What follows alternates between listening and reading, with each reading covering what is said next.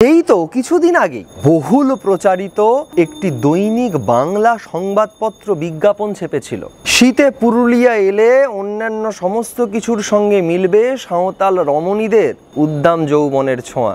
রাগে জ্বলতে জ্বলতে গোচো সেদিন চিৎকার করে বলেছিল, তোমাদের কাছে কত দড়ি আছে দেখবো যে আমাদেরকে বাঁধতে পারো। কুমারী মাটির আহ্বানে সাঁওতালরা বিভিন্ন জায়গা থেকে জড়ো হয়েছিলেন দামিনীকোতে। প্রাণ হাতে করে তারা দুর্ভেদ্য জঙ্গল পরিষ্কার করে মাথা গোঁজবার ঠাঁই করেছেন। সাঁওতালরা আধুনিক জীবনযাপনের জটিলতা হিসেব নিকেশ বুঝতেন না, কিন্তু তারা এটুকু বুঝতে পারতেন যে কোথাও একটা গোলমাল হচ্ছে। চোখের সামনে পুকুর চুরি হতে দেখেও সাঁওতালরা প্রতিবাদ করতে সাহস পেতেন না, কারণ ওরা যে বাবু মানুষ। ঋণের খাতা তখনও খোলা, দেবার মতো আর কিছুই নেই। কে বলল নেই? তুমি তো আছো। অসহায় মানুষগুলো আকাশের দিকে তাকিয়ে আপন মনে হাহাকার করত, ভগবান তুমি মহান, কিন্তু অনেক দূরে থাকো। গ্রাম থেকে গ্রামে, হাত থেকে হাতে ঘুরতে লাগলো শালগিরা। সবাই মিলে সমস্বরে আওয়াজ তুলেছিলেন, হুল হুল হুল। এখনো চলছে। গত 30শে জুন আমরা হাজির হয়েছিলাম পুরুলিয়া অযোধ্যা পাহাড়ে। সেখানে তখন হৈ হৈ রই রই কাণ্ড। প্রচুর মানুষজন জড়ো হয়েছেন অযোধ্যা পাহাড়ের পাশে একটা মাঠে। কথা হচ্ছিল জটিল বাস্কের সঙ্গে। জটিল বলল, হুল মাহার জন্য আজকে তারা জড়ো হয়েছে এখানে। আমি জিজ্ঞাসা করলাম, উৎসব? জটিল সঙ্গে সঙ্গে শুধরে দিল, উৎসব নয়, উদযাপন। হুল উদযাপন করতে অসংখ্য নারী, পুরুষ, শিশু জড়ো হয়েছে ময়দানে। জটিলের সঙ্গে কথা হওয়ার সূত্রে এবং ইতিহাসের পাতা ঘাঁটতে ঘাঁটতে হুল নিয়ে যা জানতে পারলাম, আজকের ভিডিওয়ে আমরা আপনাদের সামনে তাই তুলে ধরব। পূর্ব রেলের বারহাওড়া রেল স্টেশনের 13 মাইল দক্ষিণ পূর্বে বারহেট ছিল সে সময় বর্ধিষ্ণু জনপদ। সেখানে বসবাস করতেন দামিনের সর্বেসর্বা জেমস পন্টেন্ট, আর তার আশপাশের গ্রামগুলোতে বসবাস করত অবস্থাপন্ন ব্যবসায়ীরা, মহাজনরা। এই বারহেটে সপ্তাহে 2 দিন হাট বসত। সেই হাটে গরুর গাড়ি বোঝাই হয়ে ধান, সর্ষে, তিল, তিসি বিপুল পরিমাণে আসত, আর সেখান থেকেই জঙ্গিপুর হয়ে ভাগীরথী পেরিয়ে মুর্শিদাবাদ, তারপর সেখান থেকে কলকাতা হয়ে লন্ডনে রপ্তানি হতো এসব শস্য। এই বিপুল পরিমাণ শস্য আসত দামিনীকো থেকে।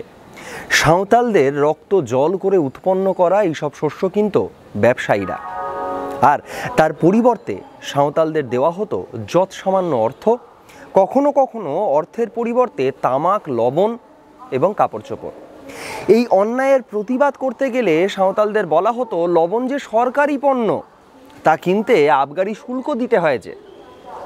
সাঁওতালরাও এর বিরুদ্ধে তখন কথা বলবার সাহস পেতেন না, কারণ ওরা যে বাবু মানুষ। ব্যবসায়ীরা সে সময় কেনা বেচার জন্য 2 ধরনের বাটখারা ব্যবহার করতেন।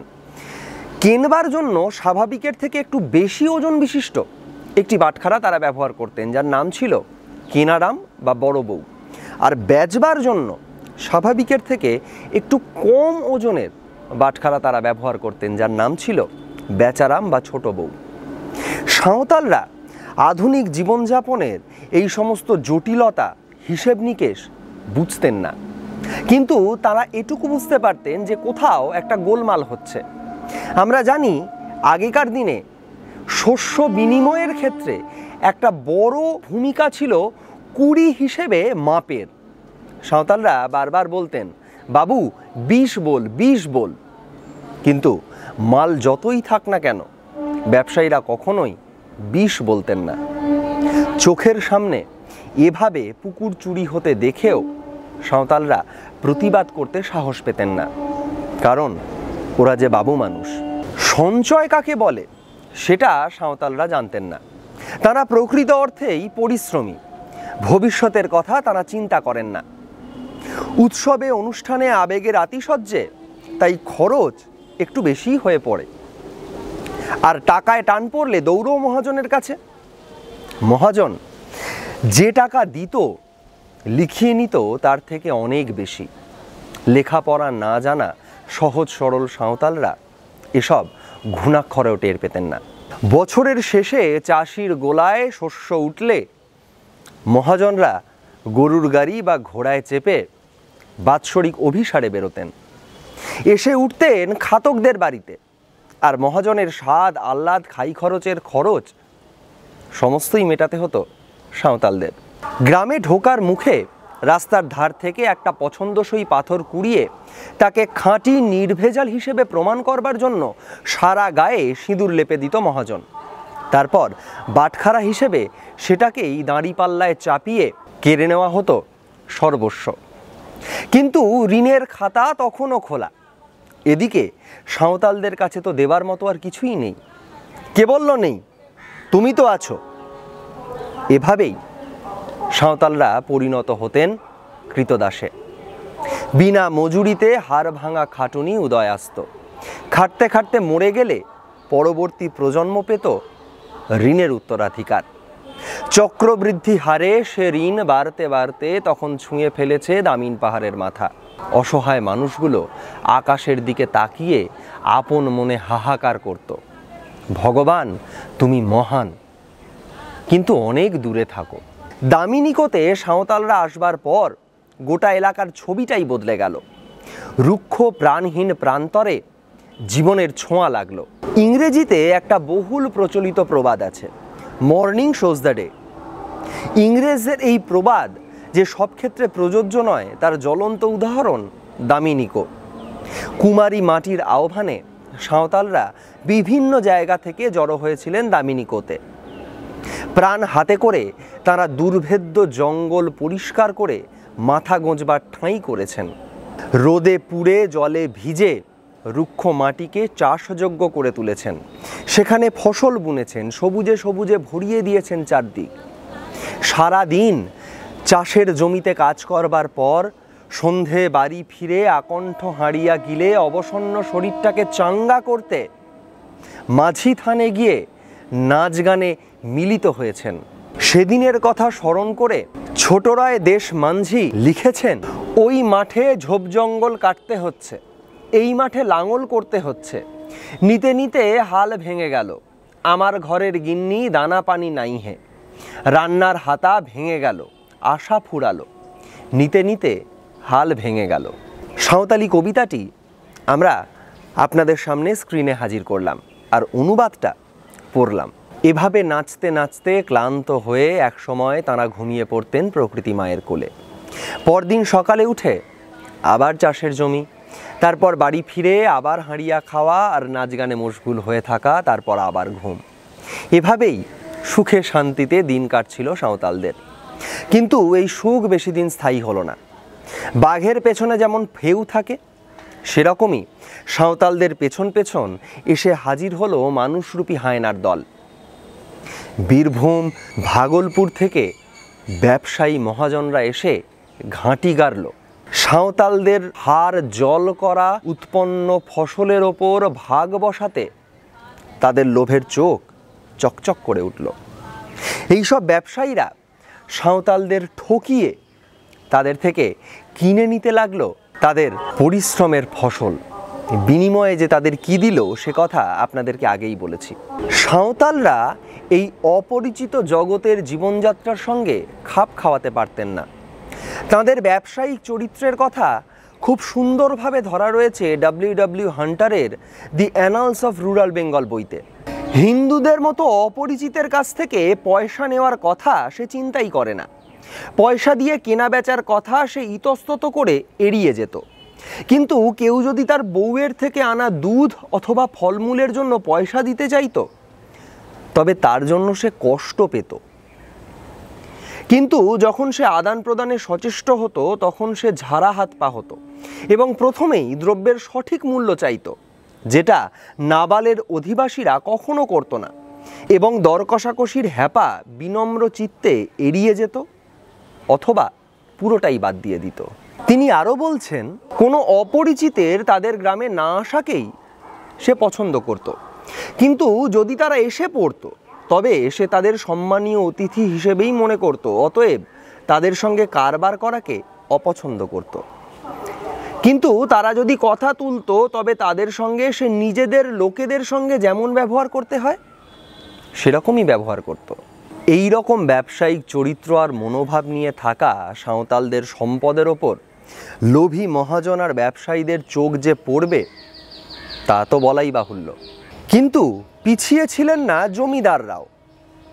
চিরস্থায়ী বন্দোবস্তের যে কুফল এই দেশের সাধারণ মানুষজন ভোগ করছিলেন, সাঁওতালদের তা তো ভোগ করতে হচ্ছিল বটেই, তবে জমিদার মহাজন নায়েব পেয়াদার অত্যাচার ছাড়িয়ে গেছিল বহুগুণ। এ সময়ের কথা ঐতিহাসিক কে দত্ত তাঁর দি সান্তাল ইনসারেকশন অফ 1855-57 গ্রন্থে লিখছেন, ধনীরা তাদের গরু, ছাগল, মহিষ, টাট্টু ঘোড়া, এমনকি হাতির বাঁধন খুলে দিয়ে ইচ্ছাকৃত এবং নির্দয়ভাবে হতভাগ্য দরিদ্র সাঁওতালদের ক্ষেতের পাকা ফসল নষ্ট করাতো। এই ধরনের অবৈধ কার্যকলাপ দামিনী কোয়ে প্রচলিত ছিল। ইতিহাস বইয়ের পাতা থেকে এবার বাস্তবে সাঁওতালদের গ্রামের দিকে তাকাই চলুন। মহাজন, ব্যবসায়ী, পাইক, পেয়াদার সঙ্গে সঙ্গে সে সময় সাঁওতালদের ওপর নির্মম অত্যাচার চালানোর জন্য কুখ্যাত হয়েছিলেন দিঘি থানার দারোগা মহেশলাল দত্ত। কুসমা গ্রামে গোচর কাছে বেশ কিছু সোনার মোহর আর রূপোর লাটশাহী টাকা ছিল। সেই টাকার ওপর লোভ পড়ল জমিদারদের। তাঁরা ইন্ধন দিলেন মহেশ দারোগাকে, গোচকে গ্রেপ্তার করতে হবে। মহেশ দারোগা একদিন হাজির হলেন গোচর বাড়িতে। ডাকাতির মিথ্যে অভিযোগে তাকে গ্রেপ্তার করলেন। রাগে জ্বলতে জ্বলতে গোচো সেদিন চিৎকার করে বলেছিল, তোমাদের কাছে কত দড়ি আছে দেখব যে আমাদেরকে বাঁধতে পারো। অবশ্য পরে প্রমাণের অভাবে গোচো বেকসুর খালাস পেয়ে যায়। লিটিপাড়ার বিজয় মাঝি একবার বিপাকে পড়ে কিছু ধান নিয়েছিল মহাজন কেনারাম ভগতের থেকে। সময় মতো সুদ সমেত তা ফেরতও দিয়েছিল, কিন্তু লোভের মার আটকায় কে। মহাজন আবার ধান চাইতে যখন বিজয় মাঝির বাড়িতে হাজির হলো, বিজয় তখন পত্রপাঠ তাড়িয়ে দিল মহাজনকে। এই ঘটনার কয়েকদিন পর মহাজন লাঠিয়াল বরকন্দাজ নিয়ে আবার হাজির হলো বিজয়ের বাড়িতে, সাথে জঙ্গিপুর মুন্সেফ কোর্টের চাপরাশি, তার হাতে লাল ফিতেওয়ালা সরকারি কাগজ, তাতে লেখা বিজয়ের গরু মোষ ক্রোক করবার কথা। বিজয় মাঝি তো হতভম্ব, শুরু হলো কথা কাটাকাটি। চাপরাশি কোনো কথায় কান না দিয়ে বিজয়ের গরু মোষের ওপর হাত বাড়াতেই শুরু হলো ধস্তাধস্তি। সে সময় গ্রামের লোকজন চলে আসায় বেগতিক দেখে কেনারাম ভগত পালিয়ে গেল বটে, কিন্তু তার কিছুদিন বাদেই আবির্ভাব হলো মহেশ দারোগার। সরকারি কাজে বাধা দেওয়ার জন্য তিনি গ্রেপ্তার করলেন বিজয় মাঝিকে। বিজয়ের পরিণতি কিন্তু গোচর মতো হলো না। সে মুক্তি পেল বটে, কিন্তু ভাগলপুর জেলে মানসিক আর শারীরিক অত্যাচারে মারা গেল বিজয় মাঝি। লাগাতার এই অন্যায়, অবিচার, বঞ্চনায় কোণঠাসা হতে হতে সাঁওতালরা ঘুরে দাঁড়ালেন। শান্ত রক্তে দোল লাগালো প্রতিবাদের মাদলের বোল। লাঙল ছেড়ে তাঁরা হাতে তুলে নিলেন তীরধনুক, টাঙ্গি।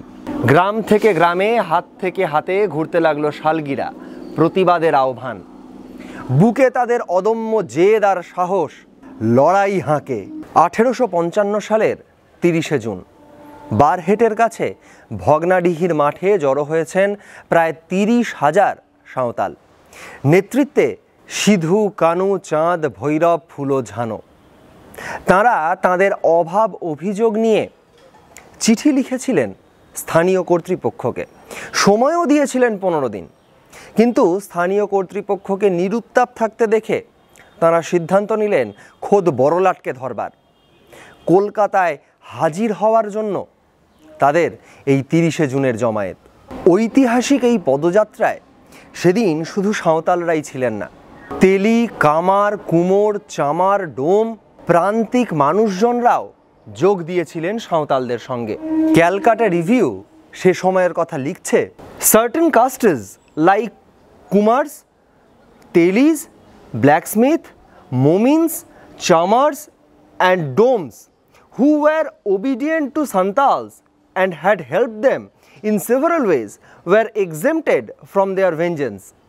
Commissioner wrote, "From all account it appears that the Santal were led and incited to acts of oppression by the Gwala, Telis and other castes who supply them with intelligence, beat their drums, direct their proceedings and act as spies." সবাই মিলে সমস্বরে আওয়াজ তুলেছিলেন, আমাদের দেশ, আমাদের রাজত্ব, হুল হুল বিদ্রোহ। সাঁওতাল বিদ্রোহকে ভারতের প্রথম সংগঠিত স্বাধীনতা সংগ্রাম বলে অনেকে অভিহিত করেন।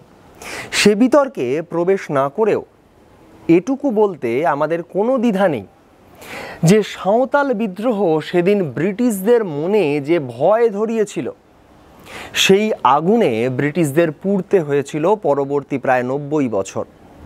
আর সাঁওতালদের নেতৃত্বে দেশীয় মহাজন ও ব্যবসায়ীদের বিরুদ্ধে দেশের শোষিত নিপীড়িত মানুষ যে সংগ্রাম করেছিলেন, তার মধ্যে দিয়ে তারা বুঝিয়ে দিয়েছিলেন ইংরেজদের সাথে সাথে দেশের মানুষের শত্রু এই অসাধু ব্যবসায়ী মহাজনরাও।